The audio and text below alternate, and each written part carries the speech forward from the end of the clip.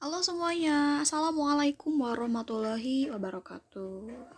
Ya, bertemu lagi ya dengan Miss pada mata pelajaran IPS. Setelah minggu lalu, kita bahasnya mobilitas sosial, ya, secara luring, ya. Mobilitas sosial yang artinya berubahnya status sosial ke seseorang. Ada yang ke atas, ada yang ke bawah. Jadi ada yang vertikal, ada yang secara horizontal. Nah, sekarang kita akan bahas tentang pluralitas masyarakat Indonesia. Ada yang udah tahu belum? Apaan sih pluralitas? Nah, misalkan bahas nih, pluralitas itu adalah suatu kondisi dalam masyarakat di mana terdapat perbedaan dalam berbagai bidang, terutama di bidang suku bangsa dan ras, agama dan keyakinan, ideologi, adat kesopanan, dan pekerjaan. Nah, kita sebagai orang Indonesia ini yang namanya pluralitas atau keberagaman ini sudah menjadi hal lumrah. Ya, kayak gitu udah mah beda bahasa, beda agama, beda bahasa, tapi kita tetap satu. Disatukan oleh apa? Kita sama-sama bangsa Indonesia. Ya, selanjutnya, apa aja sih penyebab pluralitas masyarakat Indonesia? Nah, pertama ini karena kondisi geografis. Nah, kondisi geografis Indonesia ini yang terdiri dari 3.000 pulau yang tersebar gitu ya di sepanjang ekuator. Ya, dan panjangnya itu kurang lebih 3.000 mil dari timur ke barat dan 1.000 mil dari utara selatan. Nah, kondisi geografis tersebut itu merupakan faktor yang sangat besar pengaruhnya terhadap terjadinya pluralitas suku bangsa di Indonesia. Ya, ada yang udah tahu belum? Ada berapa sih jumlah suku bangsa di Indonesia? Itu sebenarnya banyak banget. Ya, ada tokoh yang menyebutkan bahwa adanya kurang lebih 300 suku bangsa di Indonesia, di mana masing-masing suku itu memiliki bahasa dan identitas kultural yang berbeda-beda. Ya, mungkin yang kalian tahu paling kenalnya suku Jawa, Sunda, Madura, Minangkabau, Bugis, Bali, Batak, Toba, Sumbawa. Nah, itu dia kondisi geografis di kita ini menyebabkan banyak sekali suku bangsa. Udah mah negara kepulauan. Ya, itu kan otomatis akan mempengaruhi ya logat bahasanya. Ya, kayak gitu yang dimana seorang itu orang-orang yang berkumpul di suatu tempat pasti akan berkumpul dan membuat suatu komunitas menyatakan dirinya sebagai akulah dari suku Batak, akulah dari suku Bali, kayak gitu. Selanjutnya, karena Indonesia terletak di antara Samudra Pasifik dan Samudra Hindia. Seperti kita ketahui, nah dari dulu Indonesia itu adalah dijadikan sebagai jalur perdagangan internasional. Ya, pada masa dulu sebelum Islam datang, sebelum Belanda datang, itu kan pasti agama yang tertua adalah Hindu Buddha. Nah, budaya-budaya kita ini banyak dipengaruhi oleh bangsa asing yang melancong, yang berdagang pada waktu itu, terutama dari India maupun juga dari Cina waktu itu, yang gencar-gencarnya melakukan perdagangan dengan warga pribumi di kita. Ya, kayak gitu. Kemudian ada apa lagi? Karena beda iklim dan struktur. Nah, iklim yang berbeda-beda dan struktur yang tidak sama di antara berbagai daerah Indonesia telah mengakibatkan pluralitas regional. Dalam artian pluralitas atau perbedaan secara kedaerahan. Nah, perbedaan curah hujan dan kesuburan tanah itu adalah kondisi yang menciptakan dua macam lingkungan ekologis yang berbeda. Ada dua nih, ada yang daerah pertanian basah dan ada juga daerah pertanian Ladang yang basah itu biasanya dijumpai di Jawa, di Bali. Nah, kalau ladang itu di luar Pulau Jawa.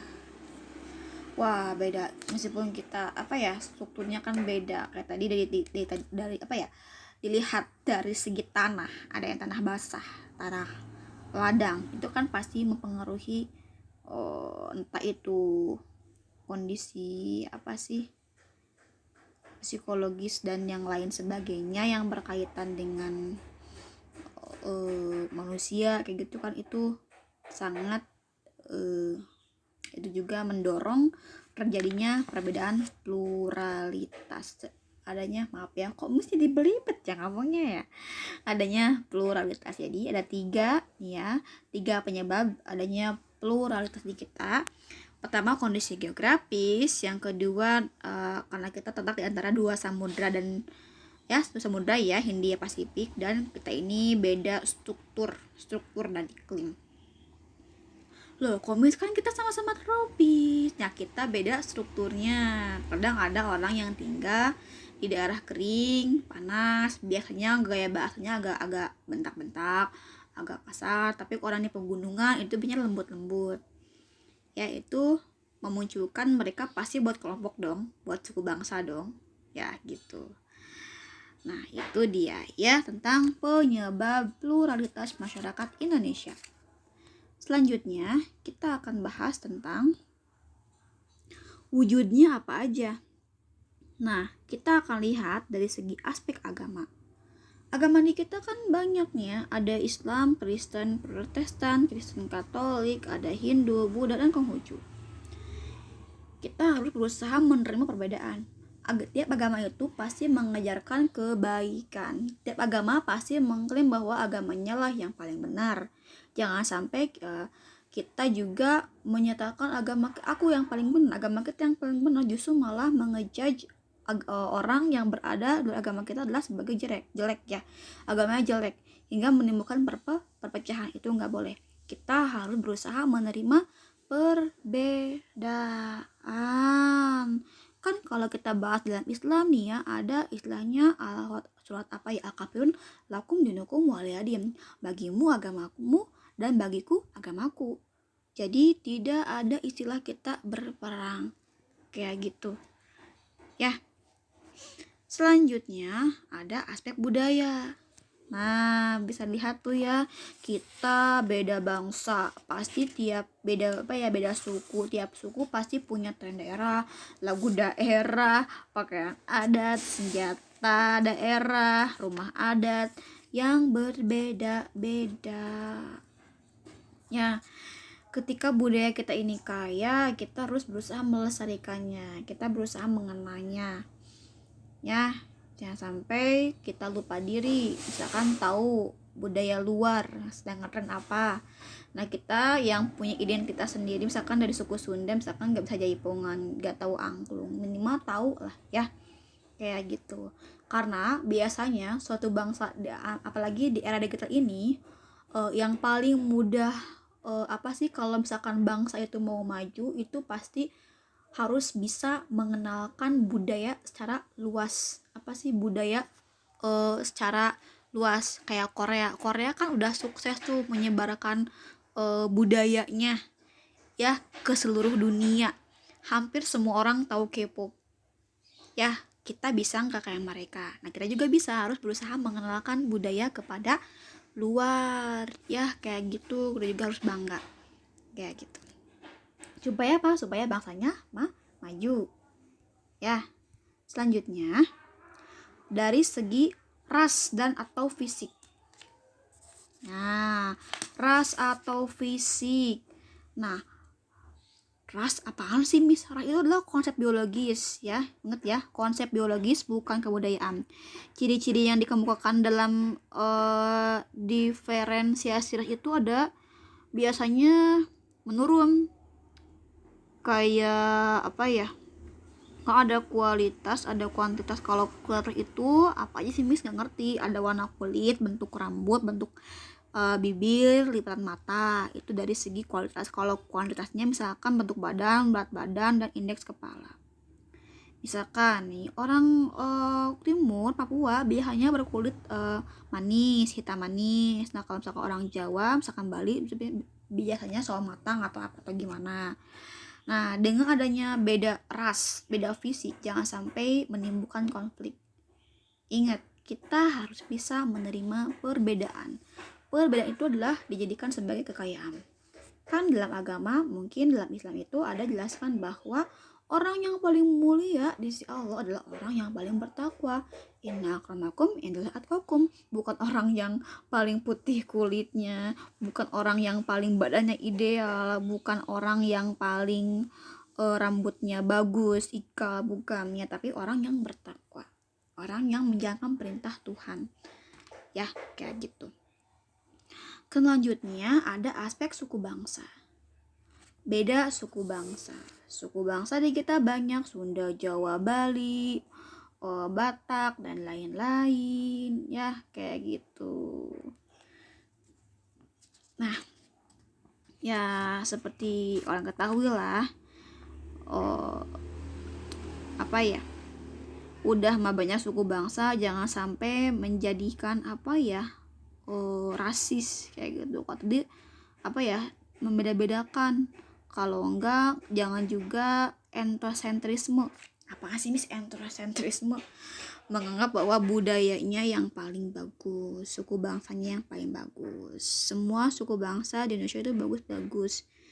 Ya, tugas kita hanya bersatu untuk saling melestarikan. Ya. Nah, karena banyak suku bangsa, otomatis bahasanya kan beda-beda ya. Tiap suku bangsa pasti punya bahasa daerah masing-masing. Jangan sampai kehilangan identitas. Ya, misalkan ada teman, aku punya teman seorang Bali, tapi dia kok nggak bisa ngomong bahasa Bali. Ada orang aku punya teman seorang Jawa, orang Jawa Timur, orang Surabaya, tapi dia nggak bisa ngomong bahasa Jawa, aneh. Nah, jangan sampai seperti itu ya. Kalian pun orang Sunda, misalkan orang Bandung, tetap harus bisa bahasa Sunda. Ya, itu dia pluralitas dari aspek suku bangsa. Suku bangsa kita banyak, tapi jangan sampai menjadikan titik konflik. Ya, kayak gitu. Selanjutnya dari aspek pekerjaan.